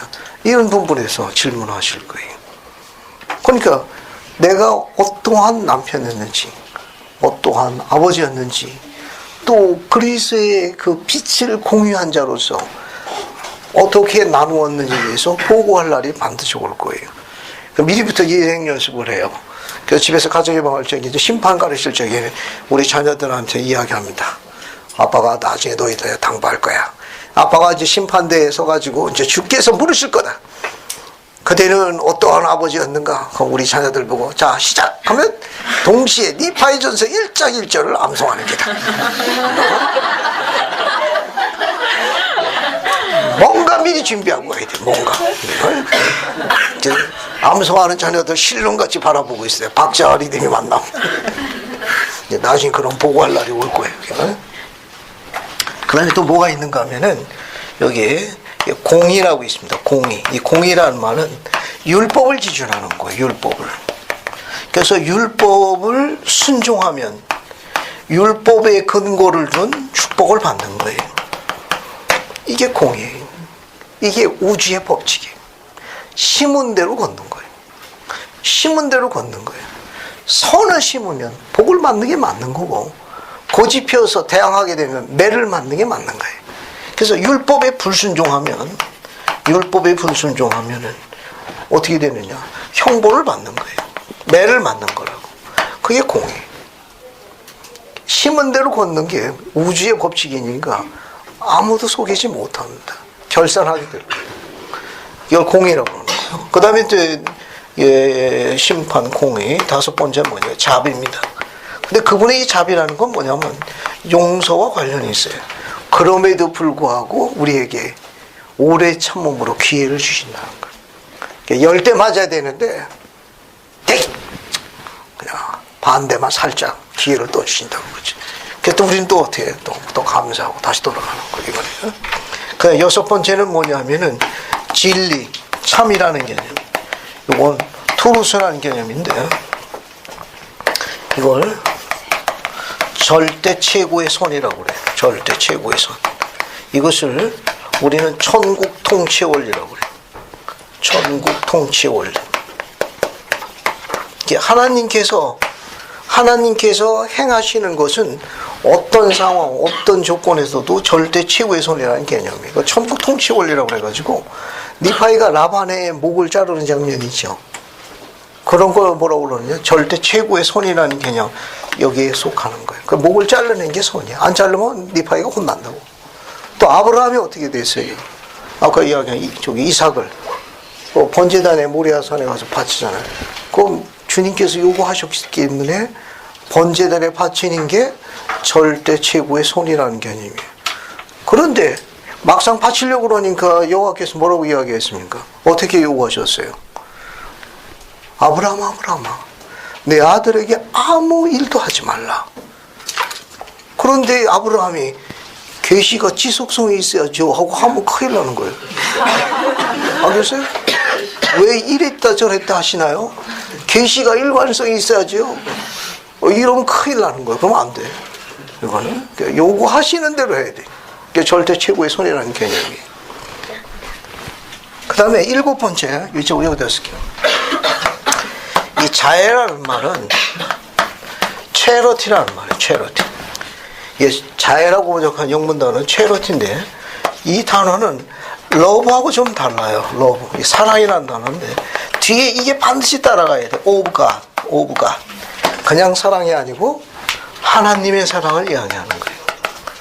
이 하나님의 사랑을 또 바꿨으면 이 사랑을 하나님의 사랑을 한 단어로 바꿨으면 퓨어 러브라고 그래요. 퓨어 러브. 퓨어니까 순수한 사랑이에요. 흠없는 사랑을 퓨어 러브라. 이 퓨어 러브 할 적에는 뒤에 오브 크라이스트가 따라가야 돼. 여기 그냥 러브가 하나만 붙으면 오브가 돼요. 하나님의 사랑. 그러나 단어가 퓨어 러브에서 순수한 사랑하면 오브 크라이스트가 따라가는 거예요. 그리스도의 순수한 사랑, 하나님의 사랑을 체러티라고 그래요. 그러면 어떤 사랑이 체러티냐? 순수한 사랑이냐? 요 순수자가 들어가면은 어떤 의미를 갖고 있죠? 순수한 사랑할 때 퓨어라는 단어가 사랑자하고 결부되면 이 퓨어는 어떤 의미를 갖습니까? 사랑을 해보신 분, 퓨어 러브를 해보신 분. 어떻게? 조건 없는 사람? 조건 없는 사랑. 조건 없는. 혹시 형제 중에 관심 있는 분 없습니까? 조건 없는 사랑을 실천하고 싶은 딸내미가 여기 있는데. 자, 모로나에서 7장 46절로 가봅시다. 모로나에서 7장 46절로 가봅시다. 모로나에서 7장 46절로 가요. 그래서 저기 이수진 자매님 46절 읽고 이주미 자매가 47절 읽고 두 절 읽어봅시다. 그런즉 나의 사랑하는 형제들아, 만일 너희에게 사랑이 없으면 너희는 아무것도 아니니 이는 사랑은 언제까지나 시들지 아니함이라. 그런즉 모든 것 중에 으뜸이 되는 사랑을 붙들라. 이는 모든 것이 반드시 시들되. 이 사랑은 그리스도의 순수한 사랑이라. 영원히 견딤이요 누구든지 마지막 날에 이를 지닌 것으로 드러나는 자는 잘 될 것입니다. 감사합니다. 번성하는 사람의 특징이 뭐냐? 피어 러브를 갖고 있는 사람이에요. 순수함을 갖고 있는 사람이 번성해. 이 순수하다는 말은 감정까지도 헤아리신 하나님이 좋아할 수밖에 없는 사람이에요. 이 사람은 어떤 사람인가 하면은 행위뿐만 아니라 마음속의 생각까지도 하나님을 감동케 하셔가지고 그분이 그를 좋아할 수밖에 없는 사람이 있어. 그러니까 그 마음속에 있는 내 안에 있는 자신이 우리 주인은 어떻게 이런 아름다운 생각을 해서 그 자신이 그 자기 주인을 존중해 존경하고 그런 특징이 있는 게 피어난다는 뜻이에요. 감동 그 자체죠. 그래서 이 특징이 뭐냐 하면 이 순수한 모로나에 순수한다는 거는 영원히 견디는 거예요. 영원히 견디는 거예요. 이거 뭐 참는 거라고도 쓸 수 있죠. 참는 거. 순수한이라는 건 견디는 거예요. 참는 거예요. 이터널 영원히 참는 거예요. 그래서 이런 부분에 대해서 염두에 두게 되면은 9장을 훨씬 더 잘 이해할 수 있어요. 자, 한번 대표적인 거 한번 살펴봅시다. 그 정도 보고 니파이후서 9장으로 넘어가요. 자, 이게 7가지의 속성에 대해서 어떻게 묘사해? 9장은 속죄하고 관련이 있는 거예요. 자, 그 다음에 이제 6절 봐요. 6절. 자, 니파이후서 9장 6절. 죽음이 만민에게 임한지라 위대한 창조주의 자비로운 계획을 이루게 하여 죽음이 인간에게 임해가지고 속박당하지만 자비로운 계획에 의해서 속죄가 마련된 거예요. 그 7절 첫 줄에 반드시 무한한 속죄만일 것이라. 그래서 다시 소생하게 됩니다. 그런 계획에 대해서 8절 찬송하고 찬양하는 거예요. 오, 하나님의 지혜 그의 자비와 은혜요. 또 찬송하는 겁니다. 10절 이 무서운 괴물의 소나기, 죽음이라는 괴물의 소나기, 우리가 벗어날 길을 마련하신 하나님의 선하심, 다 속죄를 이야기하는 겁니다. 그래서 11절 밑에서부터 세 번째 줄 보세요. 현세적 사망의 이 사망에 그 죽은 자를 내보내 이 섬이 곧 무덤이니라. 그죠? 12절 세 번째 줄 이 영적 사망이 곧 지옥이니라. 이런 걸 전부 벗어나게 한 13절 우리 하나님의 계획이 얼마나 위대하냐. 다 속죄와 관련이 있습니다. 쭉 넘어가요. 17절 우리 하나님의 크심과 공유로움이 얼마나 위대하시냐. 쭉 건너뛰고 19절 오 이스라엘 거룩하신 자 우리 하나님의 자비의 크심이야. 20절 포인트 딱 한 줄로 또 묘사했어요. 오 우리 하나님의 거룩하심이 얼마나 크냐. 이는 그가 모든 걸 아시며 그가 알지 못한 것이 없도다. 하나님의 속성을 이야기하고 있습니다. 쭉 건너뛰어서 이제 어디 보면 28, 29절 읽어볼게요. 강사라자면요 28, 29절을 크게 한번 읽어요. 대단히 중요한 장입니다. 크게 읽어봐요. 오 악한 자의 저 간교한 자이시여 오 사람들의 학생과 나약함과 어리석음이여 그들이 학식을 얻은데 자신을 생명하라 생각하며 하나님의 권고를 듣지 아니하나니 이는 그들이 스스로 아니를 여겨 하나님의 권고를 먹고 자꾸이니라. 그런 그들의 지혜는 어디까지는 그것이 그들을 유익하게 하지 못하나니 그들이 멸망하리라. 그러나 만일 그들이 하나님의 권고를 듣는데 학생을 얻는 중으로 다 읽었어요? 아, 고마워요. 여기 29절만 봐, 29절. 28절 빠져버리게 낫겠네. 거기 세 번째 줄 보여요. 그들이 학식을 얻으며 자신을 현망하다 하여 하나님의 권고를 듣지 아니하도다. 이게 어리석다고 밑에 세 번째 줄에 나와요. 그들의 지혜가 어리석고 그들을 유익하게 하지 못할 것이라. 그러나 29절 그러나 만일 그들이 하나님의 권고에 하나님의 영적인 지식을 쌓을 적에 학식을 얻으면 좋다. 앞에 나와 있는 성과 마찬가지. 그것이니까 유익하니라 그런 말이에요. 여러분 도움을 주게 해가지고 선지자의 가르침의 인용문을 따왔어요. 여러분 여기 유인문의 9-8을 보세요. 9-8 그 인용문은 여기 칠판에도 적어놨어요. 여기 온라인 인물 9-8 보세요. 9-8 봤습니까? 그거 한번 읽어볼게요. 김송이 한번 읽어볼까? 고든비 힝클리 회장을 한번 읽어봐요. 고든비 힝클리 회장은 대화를 통해 얻을 수 있는 훌륭한 것들에 대해 설명했다. 여러분 앞에는 커다란 도전이 있습니다. 여러분은 경쟁이 격심한 세상으로 나아가고 있습니다. 그러므로 받을 수 있는 교육은 모두 다 받아야 합니다. 주님께서는 우리에게 교육의 중요성을 강조하셨습니다. 교육을 통해 자격을 갖추면 더 훌륭한 기회를 얻습니다. 수많은 기회가 기다리는 세상에 나아가 가치 있는 일을 하기 위해 준비될 것입니다. 대학에 가고 싶고 또 능력이 된다면 가십시오. 대학에 갈 마음이 없다면 직업학교나 실업학교에 가서 기술을 연마하고 능력을 키우십시오. 감사합니다. 자, 선지자의 가르침에 대해서 잠깐 이야기할게요. 앞에 보세요. 본인이 결정해야 합니다. 공부라는 거 재미없는 매력 포인트예요. 공부하는 게. 하지만 여러분이 사회에 나와가지고 일을 하게 되면은 공부가 제일 쉬운 거라는 걸 알게 돼요. 이제 나중에 사회에 나와가지고 어느 한 CEO에 고용돼가지고 아침에 새벽발을 보고 이제 천리마 운동을 하다 보게 되면 공부가 제일 쉽다는 걸 알게 돼요. 제일 행복한 걸 알게 된다고. 그래서 이 공부라는 건 의지와의 싸움이에요. 자신과의 싸움이에요. 그래서 그런 부분에 대해서 본인이 의지만 있으면 우선 거기에 대한 강력한 열의가 있어야 돼요. 그러면 교육을 받을 수 있는 그런 부분에 대한 길이 열리기 시작합니다. 그러니까 주변이 도와주기 시작해요. 혹시 그렇지 않고 본인의 취향이나 재능에 실제적인 다른 실제적인 실용적인 관심이 있으면 그런 전문적인 지식을 쌓는 직업학교나 그런 것도 좋은 거예요. 꼭 4년대 대학만을 이야기하는 건 아니에요. 여러분 주변 여건 환경을 잘 보고 여러분이 그런 부분에 대해서 재능과 은사에 대해서 24시간에도 지치지 않는다. 게임 빼놓고 컴퓨터 게임 빼놓고 이야기하는 거예요. 그거 빼놓고 여러 할 수 있는 그런 부분이 있으면 전문적인 직업 학교나 기술 쌓는 것도 좋은 거예요. 그래서 그렇게 하면서 자기가 수익을 얻어서 공부할 때 성취도가 훨씬 더, 물론 힘들기는 하지만 그 성취감이 굉장히 커요.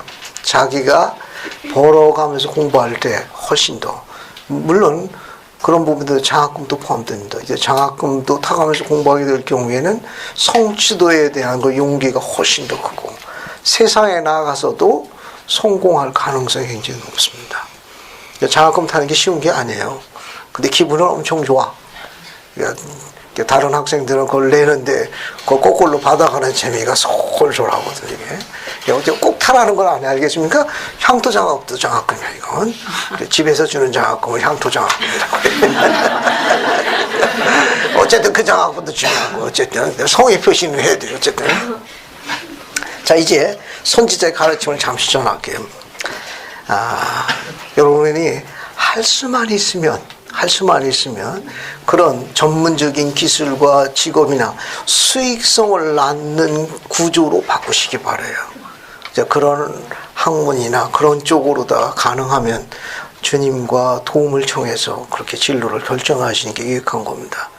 예전 같은 경우는 하고 달라가지고 오늘날 우리 시대는 핑클리 선지자께서 딸들도 교육과 전문적인 그런 능력을 갖기를 권고하시는 이유는 뭐냐면 지금 시대가 변하고 있어요.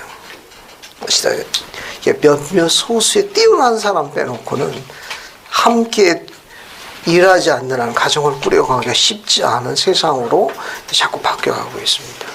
또 그 중에 하나는 뭐냐면 가정 파괴도 한몫 거들고 있어요.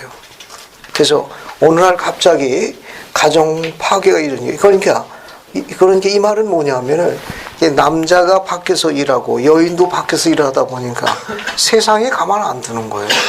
이게 하모니가 깨지다 보니까 예를 들어가지고 집에서 그런 걸 아무것도 안 하고 자녀만 키우고 있는 딸 같은 경우 하나님의 선한 딸이 어떨 때는 이게 막막한 거예요. 그냥 오늘날 갑자기 사랑 안 한다고 그냥 속된 말로 튀어나가 버리게 되면 이거 어디 가서 하세요, 네. 요즘은 그렇게 끔찍한 서로 미워하고 배반하는 식 오늘날에 그런 겁니다. 조금 이따 설명하겠는데 그래서 딸들도 그런 만약의 경우를 대비해. 왜냐하면 또 오늘날은 사고도 많아. 갑작스러운 설명할 수 없는 사고, 병. 그래서 어쩔 수 없이 가사를 챙길 수밖에 없는 그런 아주 가슴 아픈 환경이 올 수 있습니다. 그럴 경우 자신을 지키기 위해서 최소한의 전문적인 기술이나 능력을 개발해 놓도록 권고하고 있어요. 그러므로 이래가지고 이제 자신을 지킬 수 있기 때문에 그래서 딸들도 할 수만 있으면 수익성을 낳는 구조에 대해서 들여다볼 필요성이 있습니다. 대학만 요구하는 건 아니에요. 이게 수익성을 낳는 쪽으로다가 이게 한번 적극 검토해보죠. 그건 여러분들에게 정서적인 안정에 굉장히 큰 도움을 줍니다. 자기가 일한 것에 대해서 수익을 얻을 적에 굉장한 자립의 기초를 갖게 됩니다. 저 지금 가르치는 내용 그런 내용들이에요. 그래서 여러분들이 다 범사에 때가 있는 거니까 씨를 뿌릴 때 씨를 뿌려야 돼요. 그걸 가꿀 때 가꿔야 되고 거둘 때 거둬야 합니다. 그걸 거꾸로 하시는 분들을 우리 조상들이 뭐라고 그랬는가 하면 철이 없다라고 그런 거예요. 때를 막 바꾸니까 그건 수익이 없는 거예요. 힘든 거예요. 우리 딸들 같은 경우도 마찬가지인데 우리 이스라엘의 그 형제들이 유념할 점이 뭐냐 하면은 지금 형제는 준비하는 과정이지만 미래를 보여줘야 돼. 미래를 보여줘야 이 딸들이 그 여러분의 불구덩이에 뛰어들어 동참하는 거예요. 근데 미래가 없으면 그 불구덩이에 안 들어가. 거기에 파리, 모기 이런 벌레들만 들어가지. 그거 쫀쫀들하고 아주 바쁠걸. 그러니까 미래를 보여줘야 돼. 그 미래라는 건 뭐냐? 성실성이에요. 성실성이라고. 있어야 할 때 있어야 돼. 지켜야 할 때 지키고 바쳐야 할 때 바쳐야 돼. 그 성실성은 충실성과 관련이 있어가지고 변함이 없는 거예요. 그래 그 여인이 뛰어드는 거예요. 안 그러면 불안해. 이거 어떻게 이루어질지 모르거든. 자고 나면 또 딴소리하고 또 이발저발 내미니까 이거 당체 믿을 수가 없는 거예요. 이게 성실해야 돼. 그냥 보기만 해도 설렘이 있어야 돼. 오늘 봤는데 또 보고 싶고 그냥 바라보기만 해도 좋아. 뭔가 그런 부분들은 성실성과 관련이 있는 거예요. 그 성실성이 한다면 성실성은 여인을 굉장히 아름답게 가꿔줍니다.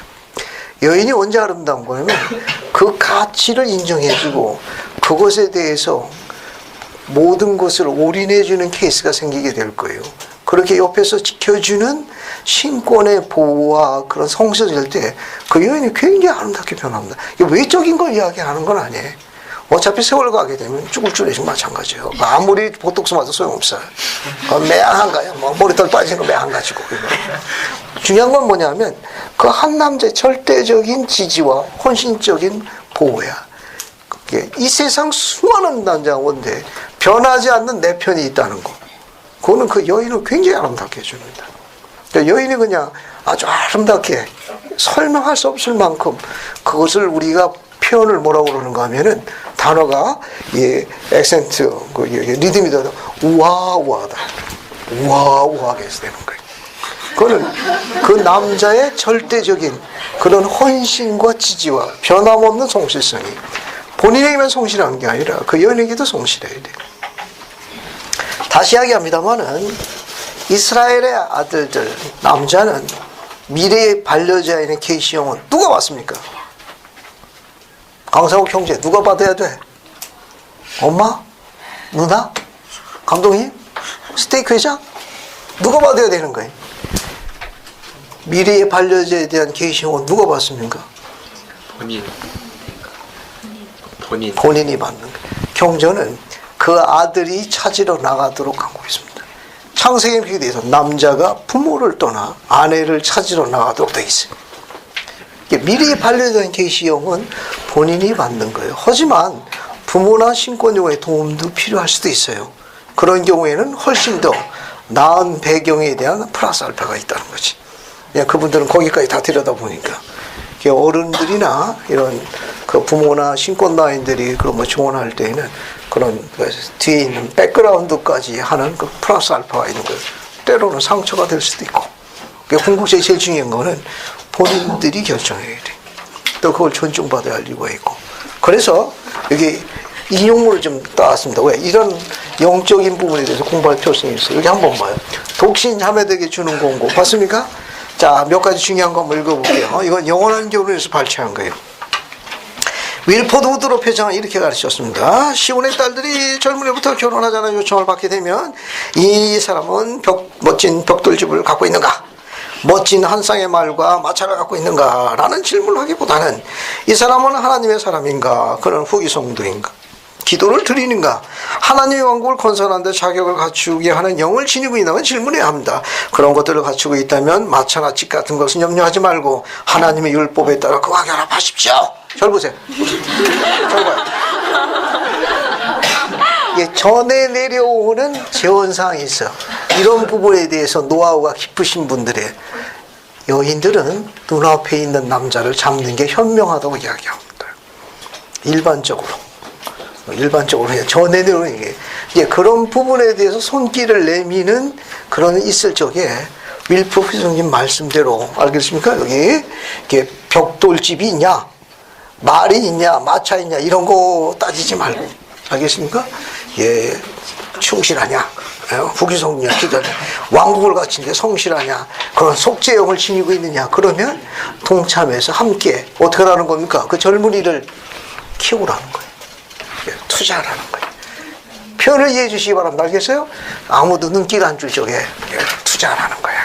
나중에 세월 갈 때는 비싼 값에 이제 나올 적에는 거기 품목에도 여러분 못 집어넣으니까 아무도 눈길 안 줄 적에 미래성이 이제 그런 영이 보이면은 투자하라는 거예요. 투자하라는 거예요. 에즈라 챕터 벤슨 거기부터 보세요. 그 두 번째 거 보세요. 두 번째 문단.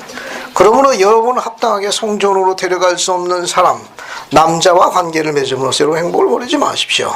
이곳이 여러분의 결혼할 장소라는 결심을 지금 하십시오. 여러분의 로맨스가 발전할 때까지 이러한 결정을 미룬다면 그것은 여러분이 지금 충분히 해야 할 것을 위태롭게 합니다. 앞에 보세요. 이 설명 무슨 말인가 하면은 결혼 성향에 충실한 남자에 관한 가장 중요한 속성을 설명하는 거예요. 성향에 충실한 남자를 설명하는데 성향 중에 제일 중요한 성향은 무슨 성향입니까?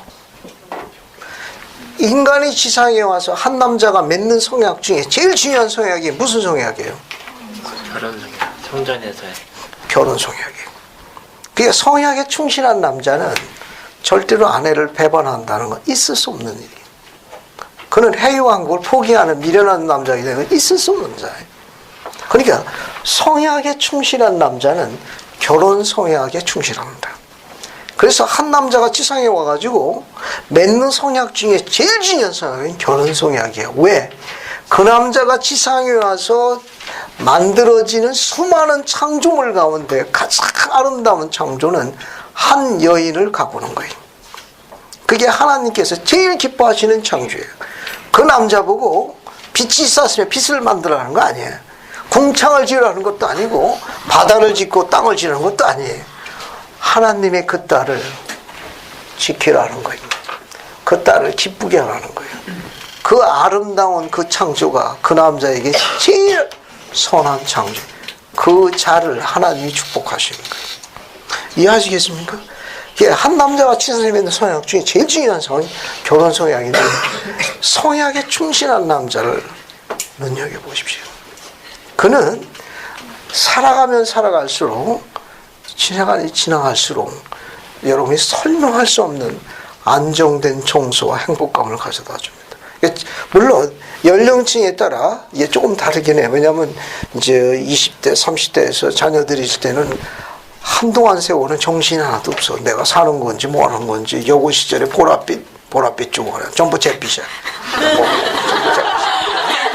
그러다 이제 어느 정도 시간이 가야 돼. 이제 40이 넘고 이렇게 세월이 돼서 어느 정도 세월이 가게 되면 이제는 이제 이게 훨씬 성숙하게 돼요. 남자도 성숙하게 돼요. 남자도 20대, 30대 사실 흰머리가 늘어날수록 완숙미를 더해갑니다. 그럴수록 아내에 대한 그 설명할 수 없는 감사함이 흰머리가 나는 것만큼 쌓이게 돼. 왜? 노후를 보장받아야 되거든. 나중에 노후를 생각해서 우리 복음에서 가르치고 있는 결혼 성향은 여러분이 생각하는 게 굉장히 아름답습니다. 굉장히 아름다워. 이게 왜냐하면 우리는 복천년대까지 바라보고 있으니까 지상생활은 제한된 거예요. 복천년의 첫 아침에 나타날 적에는 1000년 동안 더 멋지게 더 멋있게 사랑해 줄 거예요. 그때는 정말 능력을 갖게 되니까 그때 아내나 그런 많은 부분에 대해서 볼 적에 상당한 새로운 시각을 갖게 돼요. 그래서 복음 안에서 결혼하고 성약 안에서 충실하는. 왜? 복천대기까지 바라봐야 돼. 이 현세만 바라보지 말고 남자가 계속 성장하는 거야.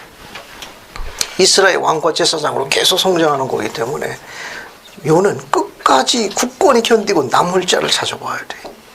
안 그러면 왕국 자체가 흔들흔들한 거예요. 요번에.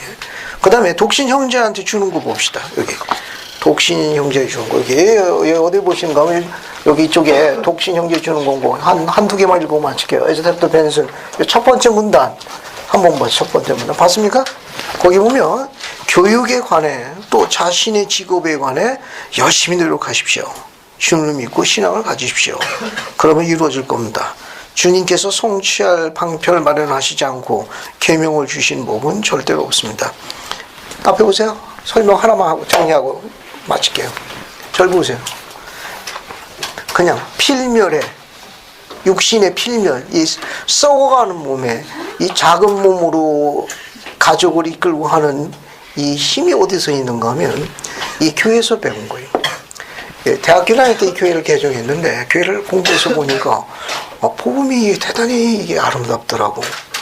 그래서 어떤 생각을 갖게 됐는가 하면 다른 여자는 내가 지킬 수는 없지만 내 여자는 지켜야 되겠다는 이 포인트를 이 교회에서 배운 거예요. 근데 여러분 알다시피 내가 국제표준이 아니잖아. 내가 이거 얼마나 서름이 많아. 전철 탈 때 눈물이 앞으로 가요. 매달리기도 힘들어. 학창시절에 단체에 가면 영화를 다 못 봤어. 앞에 다 큰 놈들이 다 서가지고 말이야. 당신 뭐가 보여야지. 눈물이 앞을 가린다니까. 자, 표현을 이해해 주시기 바랍니다. 매일 아침에 일찍 일어나 산에 올라가서 직업에 대해서 1시간씩 기도했습니다. 잠자리에 들기 전에 매일 1시간씩 주님께 기도했어요. 제가 다른 거는 약속을 못 하는데 기도를 들어주시면 그 여자를 지키겠습니다. 세상은 통나무로 하겠지만 제게 능력을 주시면 나중에 세월이 10년, 20년, 30년 가면 가장 값이 나가는 가구로 만들겠습니다. 도와주시지 않겠습니까? 매일 아침에 1시간씩 새벽같이 일어나 기도했어요. 아들에게 이야기했는데 기도 안 하대. 그러면서 권고를 하더라고. 아빠가 성적와도 내 목까지 기도해주면 안 될까? 왼수가 따로 없으니까 하는 얘기야. 자, 이제 농담입니다. 자, 여러분이 지원하고 싶은 거 뭐냐면 기도해야 돼. 잡에 관해서는 기도해야 합니다. 남자의 힘이라는 건 여인을 지키는 힘인데 수기성과 관련이 있어요. 수기성과 관련이 있으니까 이스라엘 하나님께 간구하십시오. 아담에게 명함을 주셨습니다. 이마에 땀을 흘린 거 열매 수산을 먹고 이 성스러운 인물을 남자들에게 주신 거예요. 세상에 지금 여러 가지 다변화가 있지만 여러분이 주님께 의지하고 그 능력을 달라고 간구하시게 되면 주님은 여기에 조금 저기에 조금 축복을 하실 거예요. 그래서 거기서 힘써 일해서 얻은 수익으로 사랑하는 내 여인을 먹이고 입히고 나눈다는 건 큰 용기와 자신감을 줍니다. 그것이 존재의 이유가 되기도 합니다. 모쪼록 이런 공고를 잘 보셔가지고 도움을 받았으면 좋겠네요. 됐습니까?